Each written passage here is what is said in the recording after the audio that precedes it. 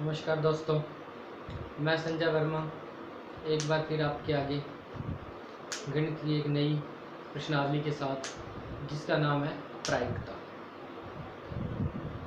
ये 4 अंक की प्रश्नावली है क्लास 10th के लिए, लेकिन ये 8th में भी आती है और जो अगले साल न्यू पैटर्न आने वाला है शायद उसमें 9th क्लास में भी प्रायिकता का जिक्र किया जाए, क्योंकि एनसीईआरटी पैटर्न में 9th और 10th दोनों में ही प्रायिकता की यूनिट थी। तो अब जो अगली बार सेशन आएगा 9th का, वो एनसीईआरटी पैटर्न की ही संभावना ज़्यादा है, तो उसको देखते हुए ये तीनों क्लासों के लिए बहुत ही इम्पोर्टेंट वीडियो है। तो देखेंगे सबसे पहले प्रायिकता परिभाषा। कोई घटना हो रही, उसके सारे तथ्यों को इकट्ठा कर लिया जाए कि वो घटित होने की ज़्यादा से ज़्यादा संभावना कितनी है और घटित नहीं होने की संभावना कितनी है, ये बात जो है वो प्रायिकता कहलाती है। जैसे इसकी परिभाषा को हम देखते हैं, किसी घटना से संबंधित सूचनाओं एवं परिस्थितियों के आधार पर परिणामों की संभावनाओं का पता करने के सिद्धांत को प्रायिकता कहते हैं। प्रायिकता को पीई से दर्शाया जाता है और प्रायिकता का जो सूत्र होता है,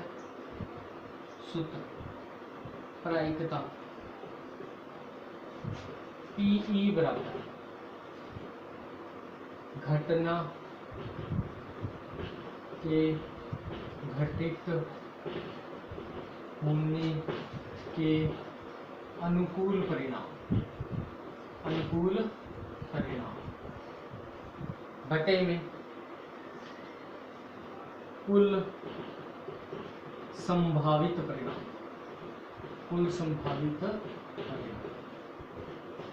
अनुकूल परिणाम को m से शो किया जाता है और संभावित परिणाम को n से शो किया जाता है। आपको एक बात बता दूं कि प्रायिकता का एक फार्मूला और होता है, PE प्लस PE बार बराबर 1, जहां PE घटना के घटित होने की प्रायिकता और PE बार बराबर घटना के घटित न होने की प्रायिकता।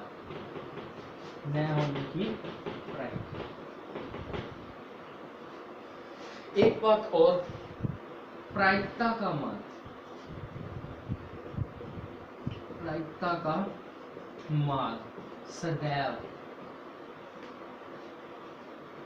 0 के बराबर या बड़ा और 1 के बराबर या बड़ा नहीं या छोटा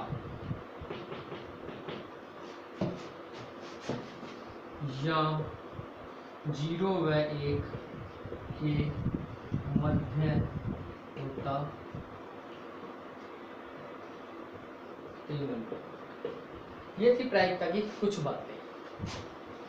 ये प्रायिकता के फार्मूले हैं कि प्रायिकता अगर ज्ञात करनी तो आपको कुछ अनुकूल परिणाम, कुछ संभावित परिणाम वगैरह वगैरह इससे निकलते हैं। जैसे कुछ और भी बातें हैं कि आपको कोई कहते कि कोई घटना है वो घटित होने की प्रायिकता इतनी है, तो घटना के घटित नहीं होने की प्रायिकता बताओ, तो हम इस फार्मूले से सॉल्व करेंगे। कई बार क्वेश्चन आ जाता है ऑब्जेक्टिव कंपटीशन की दृष्टि से कि निम्न में से प्रायिकता है, तो आपको बता दूं प्रायिकता जो है वो माइनस में कभी नहीं हो सकती, 1 से बड़ी नहीं हो सकती, 0 से छोटी और 1 से बड़ी प्रायिकता की वैल्यू कभी नहीं हो सकती। ठीक है, इसका स्क्रीनशॉट ले लेंगे ताकि आपके काम आ सके।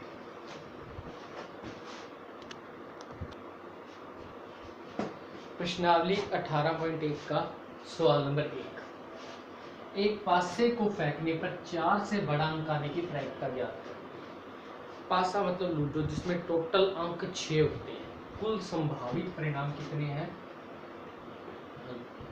कुल संभावित परिणाम n बराबर 6, क्योंकि एक डाइस में 1 2 3 4 5 6 संख्याओं में से कोई भी संख्या आने की संभावना, डाइस को फेंकेंगे, पक्का तो नहीं है कि 4 से बड़ी आएगी, आ सकती है लेकिन पक्का नहीं है, हो सकता है 1 आए, 2 आए, 3 आए, 4 आए, 5 आए, 6 आए, तो एक संभावना है 6 तक। इसी प्रकार 4 से बड़ा अंक आने के अनुकूल परिणाम, 4 से बड़े अंक आने के, 4 नहीं 4 से बड़े की बात कर रहा है, तो 5 और 1 6 दो ही ऐसी संख्याएं हैं जो 4 से बड़ी है डाइस में, तो 2 आप उदाहरण के लिए 5,6 लिख सकते हो। ठीक है, अब हमारा फार्मूला था प्रायिकता, PE बराबर m/n, जहां हमारा m का मान है 2, n का मान है 6, 2 से इसको हम काट सकते हैं, 2 एकम 2, 2 तिया 6, 1/3। ऐसे ही क्वेश्चन नंबर 2, एक सिक्के को 2 बार उछाला।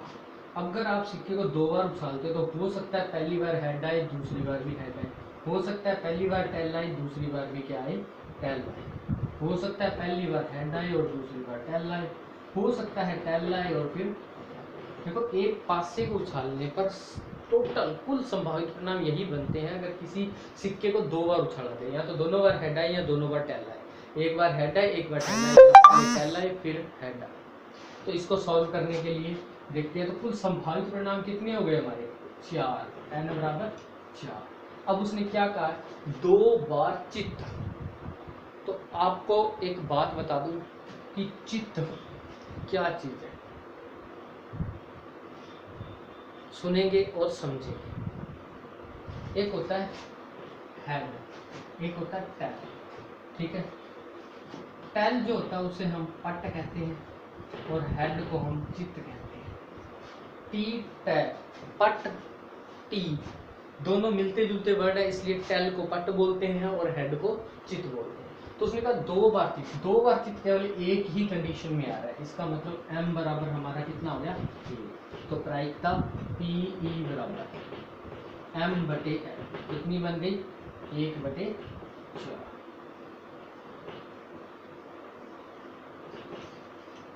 इस तरीके से हम क्वेश्चनों को सॉल्व कर सकते हैं। उतार लेंगे इन दोनों क्वेश्चनों को भी आप।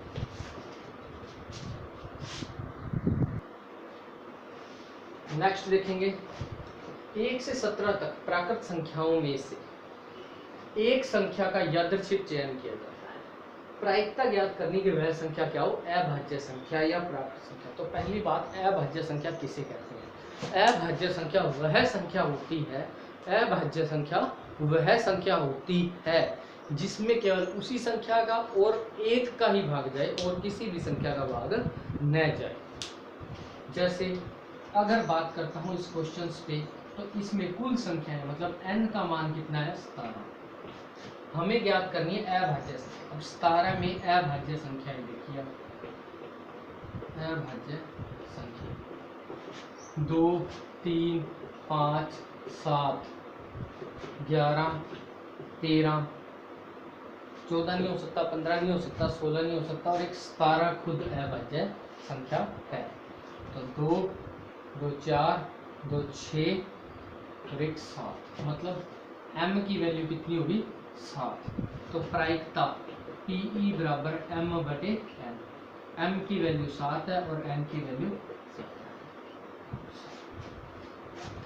देखेंगे इसको,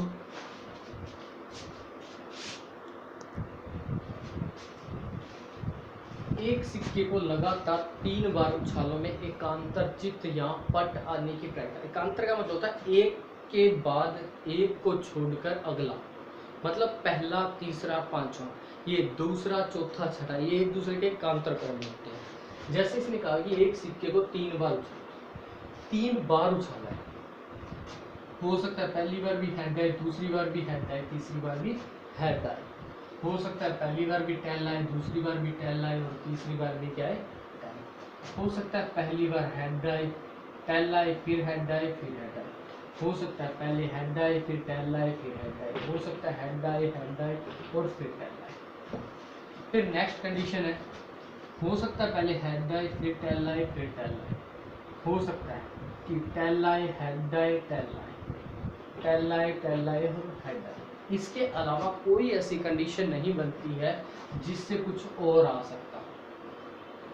कुल कंडीशंस की संख्या है हमारी 8। तो उसने हमें n बराबर निकाल दिया है। कितना है n बराबर 8।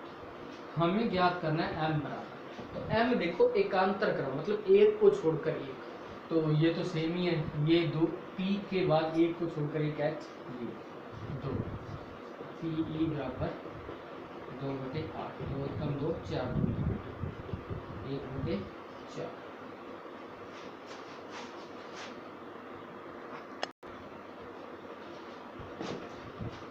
ये था हमारा सवाल नंबर 4। सवाल 5 देखेंगे। एक अलीप वर्ष। लीप वर्ष क्या होता है? अलीप वर्ष जिसमें 4 का पूरा भाग चला जाए, वो तो होता है लीप वर्ष। लीप वर्ष में फरवरी जो होती है वो 29 दिन की होती है। कितने दिन की होती है? 29 दिन की। लीप वर्ष में कुल दिन जो होते हैं वो 366 दिन होते हैं, जबकि